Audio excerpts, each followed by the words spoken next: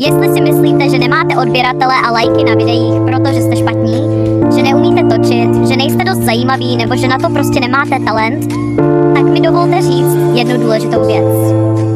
To vůbec není pravda. Často jen stojíte na začátku cesty, kde ještě není vidět výsledek. Ale to neznamená, sakna, že ten výsledek nikdy nepřijde. Každý tvůrce, kterého dnes obdivujeme, jednou začínal s pár zhlédnutími, s nulou lajků a s pocitem, že ho nikdo nevidí. Neznamená to, že jste slabí. Znamená to, že jste odvážní, protože tvoříte, i když je to těžké. A to je něco, na co můžete být hrdí. Algoritmus někdy přehlíží dobré lidi, ale to neznamená, že dobří lidé neexistují. A jestli chcete víc odběratelů, víc podpory a víc radosti z tvorby, tak věřím, že nejlepší cesta je pomáhat si navzájem. Nesoupeřit, neshazovat se, ale spojit se. Když skopírujete tenhle zvuk, použijete ho po svém a pošlete dál, dáváte tím šanci nejen sobě, ale i ostatním.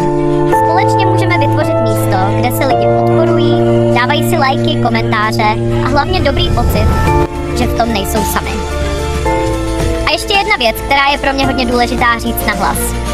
Pokud se někdy cítíte sami, neviditelní nebo máte pocit, že vás nikdo neposlouchá, nejste na to sami. Jsem tady já.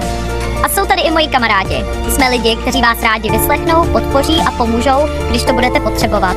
Ne proto, že musíme, ale proto, že chceme. Tak prosím, nevzdávejte se. Pokračujte. Tvořte. Sdílejte.